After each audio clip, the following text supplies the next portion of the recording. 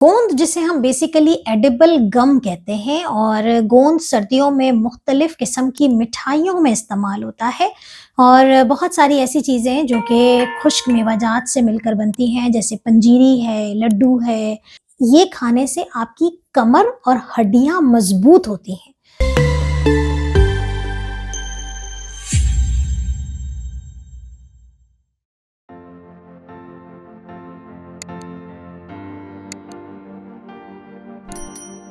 रब इश्रह ली सदरी व यस्सिर ली अमरी वहलुल उक़्दतम मिन लिसानी यफ़क़हू क़ौली। अस्सलाम वालेकुम। डॉक्टर सनिया Bashir here, consultant diabetologist and CEO of diabetes टेलीकेयर।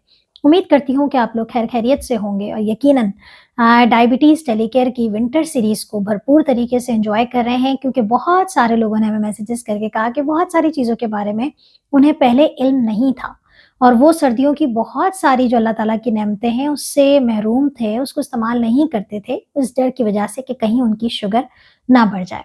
जबकि दूसरे एंड पे हमारे पास वो कैटेगरी भी लोगों की है जो कि बहुत ज़्यादा एक्सेसिवली बहुत सारी चीज़ों को इस्तेमाल कर रही थी, ये जाने बगैर कि कौन सी चीज़ कितनी तेज़ी से शुगर बढ़ाती है।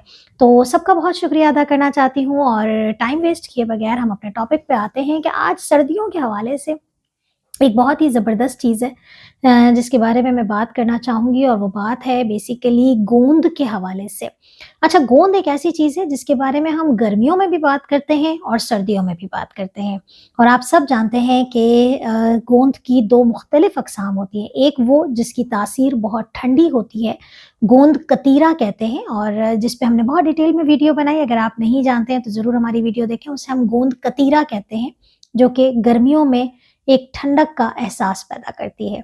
जबकि दूसरी तरफ एक गोंद की वो किस्म होती है, आप दोनों किस्म जो है वो इस तस्वीर में वीडियो में देख सकते हैं, हम आपको दिखा रहे हैं साथ में, कि एक गोंद जो है वो सर्दियों में इस्तेमाल होता है और वो आपको जिस्म को गर्म भी रखता है और अपने साथ बेपनाह फ़ायदे लेकर आता है। क्या फ़ायदे हैं? इस वीडियो का अंत तक ज़रूर देखिएगा। क्या आप भी गोंद का इस्तेमाल करते हैं, जानते हैं या नहीं? जल्दी से मुझे कमेंट में बता दीजिए कि आप लोग गोंद का इस्तेमाल कैसे करते हैं। गोंद जिसे हम बेसिकली एडिबल गम कहते हैं और गोंद सर्दियों में मुख्तलिफ किस्म की मिठाइयों में इस्तेमाल होता है।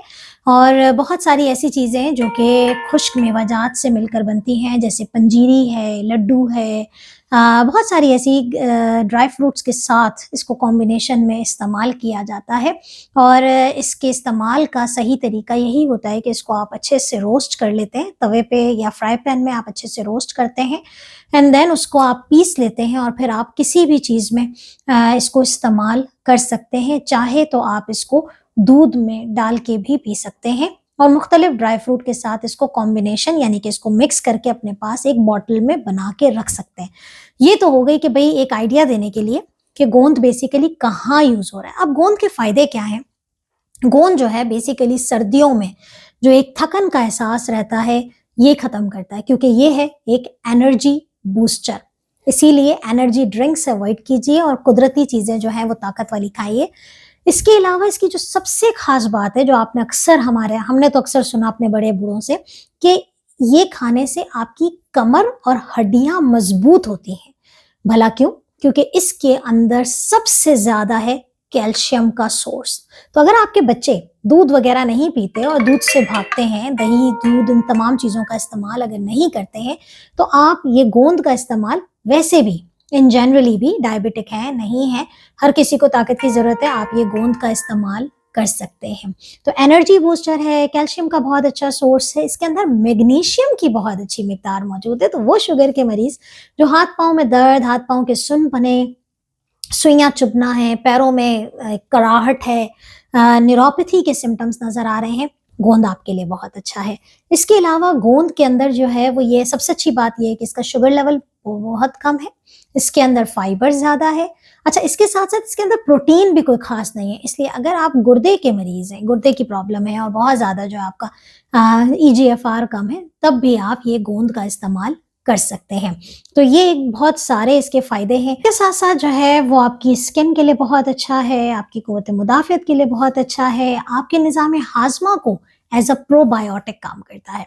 अब सवाल ये है कि गोंद कितना एक टाइम पे इस्तेमाल करना चाहिए? कम से कम अगर आपने इसको पीस के रखा है तो आप 1 से 2 चाय के चम्मच अपनी एक सर्विंग में डाल के उसे इस्तेमाल कर सकते हैं। आपने ये इतना इस्तेमाल करना, इससे ज़्यादा आप नहीं इस्तेमाल करें। और एक और बात बहुत ज़्यादा याद रखनी है कि आप किसी भी ऐसी रेसिपी में डायबिटिक होने की वजह से ऐसी रेसिपी में ना इस्तेमाल करें जो बहुत ज़्यादा घी से ओवरलोडेड हो।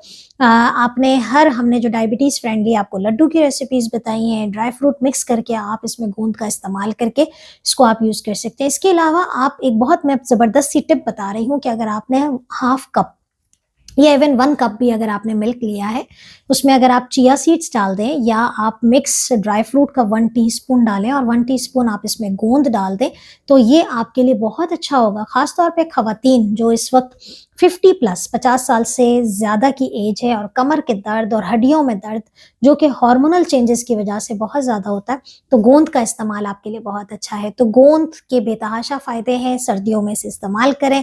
अपना और अपने घरवालों का और उनकी सेहत का बहुत ज़्यादा ख़्याल रखें।